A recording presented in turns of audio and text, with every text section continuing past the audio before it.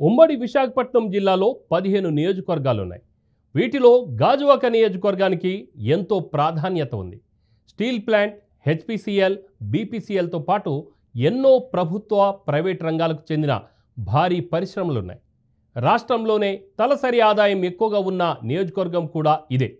ఇక్కడ యాదవులు, కాపులే అభ్యర్థుల గెలుపోటములను డిసైడ్ చేస్తారు. గత అసెంబ్లీ ఎన్నికల్లో టీడీపీ అభ్యర్థిగా పల్లా శ్రీనివాసరావు చారిత్రాత్మక విజయం సాధించారు.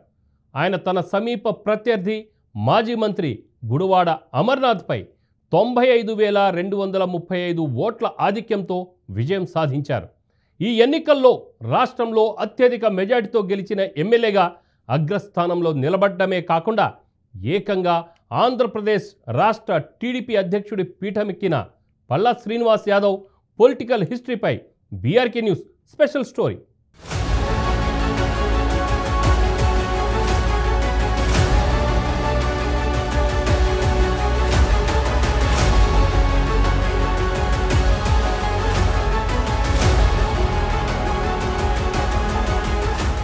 అసెంబ్లీ ఎన్నికల్లో గాజువాక టీడీపీ అభ్యర్థిగా పల్లా శ్రీనివాసరావు చారిత్రాత్మక విజయం సాధించారు.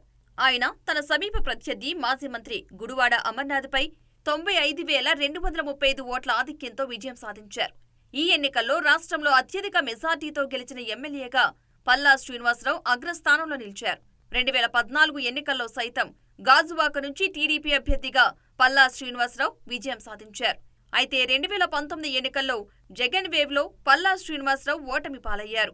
అయితే టీడీపీలో సీనియర్లు, సూపర్ సీనియర్లు ఎంతో మంది ఉన్నా వారిని కాదని పల్లా శ్రీనివాసరావునే పార్టీ అధ్యక్షుడిగా చంద్రబాబు నాయుడు ఎంపిక చేయడం వెనుక ఏమైనా కారణాలు ఉన్నాయా అనే ఓ చర్చ సైతం రాజకీయ వర్గాల్లో కొనసాగింది.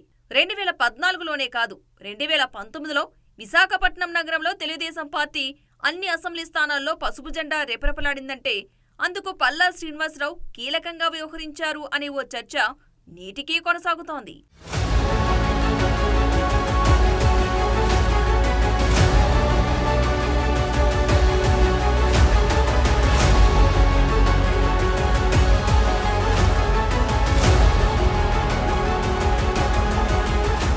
అంతేకాదు, గత జగన్ ప్రభుత్వ హయాంలో విశాఖ వేదికగా టీడీపీ చేపట్టిన అన్ని ఆందోళన కార్యక్రమాలు విజయవంతం కావడంలో పల్లా శ్రీనివాసరావు ముఖ్య పాత్ర ఉందనేది సుస్పష్టం.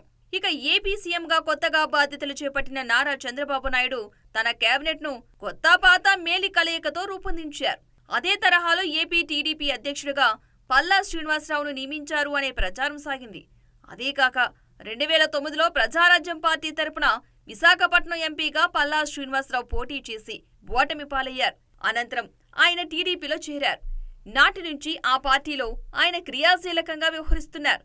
పోస్ట్ గ్రాడ్యుయేషన్ చేసిన పల్లా శ్రీనివాసరావు గతంలో సివిల్ కన్సల్టెన్సీని నిర్వహించారు.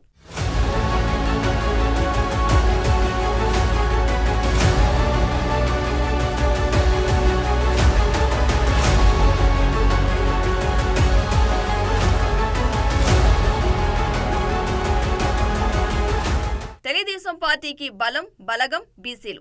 ఈ నేపథ్యంలో ఏపీ టీడీపీ రాష్ట్ర అధ్యక్షుడి నియామకంలో ఆ నియమాన్ని ఏమాత్రం విస్మరించడం లేనందుకు పల్లా శ్రీనివాసరావు ఎంపికే అత్యుత్తమ ఉదాహరణ. మరోవైపు ఏపీ టీడీపీ అధ్యక్షులుగా నియమితులైన కళా వెంకట్రావు, కె అచ్చెన్నాయుడు, పల్లా శ్రీనివాసరావులది బీసీ సామాజిక వర్గమే. అంతేకాకుండా వీరి ముగ్గురిది ఉత్తరాంధ్ర ప్రాంతమే కావడం గమనార్హం. సైకిల్ పార్టీకి ఉత్తరాంధ్ర ప్రాంతం ఆవిపట్టు అన్న సంగతి ఏపీ టీడీపీ అధ్యక్షుడిగా పల్లా నియామకంతో మరోసారి సుస్పష్టమైంది.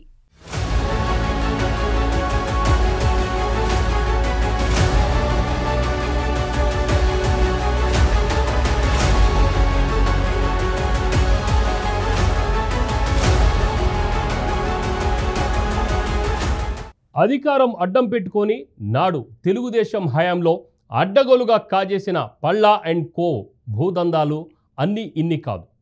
ఆ కబ్జాల్లో చెరువులు, గయాలు వంటి ప్రభుత్వ భూములు సైతం ఇరుక్కున్నాయి. చేతికి మట్టి అంటకుండా అందిన కాడికి భూములను మింగేసిన పల్లా అండ్ కో భాగవతంపై BRK news special story.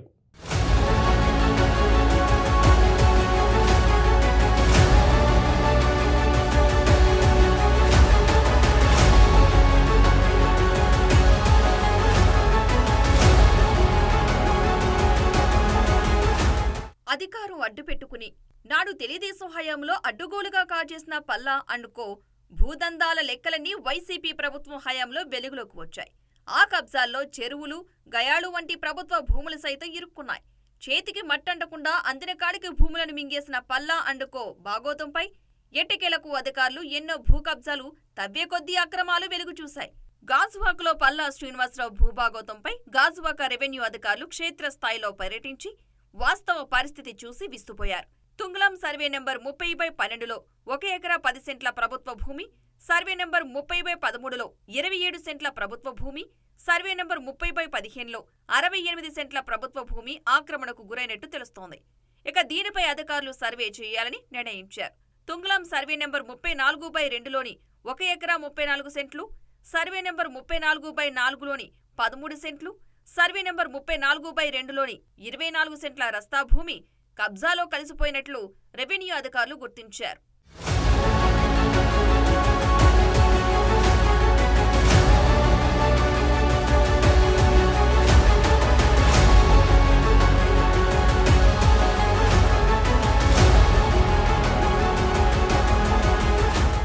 Gajuwaka పట్టణానికి నడిపొడ్డిన ఖరీదైన ప్రభుత్వ స్థలాన్ని ఎమ్మెల్యే పల్లా శ్రీనివాసరావు బంధువులు ఆక్రమించారు. అప్పట్లో అధికారాన్ని అడ్డుపెట్టుకుని గాజువాక సర్వే నెంబర్ 87లో ఉన్న 1000 గజాల స్థలంలో తాత్కాలిక దుకాణాలను నిర్మించి అద్దెలకు ఇచ్చారు. హౌస్ కమిటీ పరిధిలోని కొత్త గాజువాక జంక్షన్లో మెయిన్ రోడ్డుకు, హైస్కూల్ రోడ్డుకు కార్నర్లో ఉన్న ఈ భూమి ధర అక్షరాల 20 కోట్లు. ప్రస్తుతం ఇక్కడ బహిరంగ మార్కెట్ విలువ ప్రకారం చదరపు గజం ధర 2 లక్షలు పలుకుతోంది.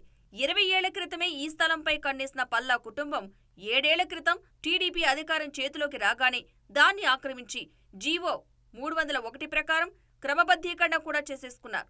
గాజువాక సర్వే నెంబర్ 5/1లో 714 చదరపు గజాల హౌస్ కమిటీ స్థలానికి తన పేరున, తన సోదరుడి పేరున క్రమబద్ధీకరణ పట్టాలను పొందడం వివాదాస్పదమైంది. దీనిపై జెన్యూనిటీ సర్టిఫికేట్ మంజూరు చేయడానికి సైతం గాజువాక తహసీల్దార్ నిరాకరించారు. దరఖాస్తుదారుల సంతకాలు లేకుండానే ఈ పట్టాలు పొందినట్లు సమాచార హక్కు చట్టం ద్వారా అధికారులు వెల్లడించినట్టు తెలుస్తోంది. ఇక దీనిపై కూడా ప్రస్తుతం విచారణ చేపట్టినట్లు సమాచారం.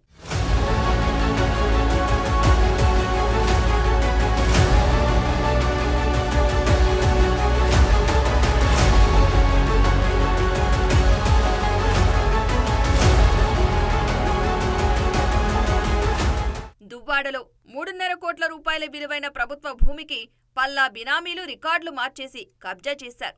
ఆ భూమి తనదంటూ కోర్టుకెక్కిన ఒక వ్యక్తి నుంచి గతంలో భూమిని కాపాడుకున్న రెవెన్యూ అధికారులే టీడీపీ హయాంలో పల్లా బినామీలకు అప్పనంగా అప్పగించారు. కూర్మన్నపాలెం సర్వే నెంబర్ 8/6లో 1.35 ఎకరాల ప్రభుత్వ భూమి ఉంది. ఆ భూమి తనదంటూ గతంలో ఒక వ్యక్తి కోర్టును ఆశ్రయించారు. తనకు అసైన్మెంట్ పట్టా ఉందని వాదించాడు.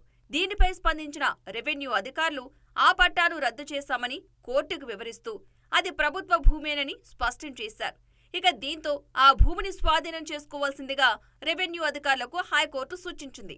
అప్పట్నుంచి అధికారులు తమ పర్యవేక్షణతో దాన్ని కాపాడుతూ వచ్చారు. ఈ క్రమంలో 1.35 ఎకరాల ప్రభుత్వ భూమిలో 42 సెంట్ల భూమిని కోర్టుకెక్కిన వ్యక్తి పేరు మీద మార్చేసి సర్వే నెంబర్ 8/6B పేరుతో ఆన్లైన్లో కూడా పెట్టేశారు. దీంతో సదరు వ్యక్తి తమకు అమ్ముతున్నట్లు స్థానికంగా పల్లా సన్నిహిత అనుచరుడి పేరు మీద సేల్ అగ్రిమెంట్ను కూడా రాయించుకున్నారు. ఇక రిజిస్ట్రేషనే తర్వాయి అనుకున్న సమయంలో స్థానిక సొసైటీ ప్రతినిధులు అడ్డు తగలడంతో ఆగిపోయింది.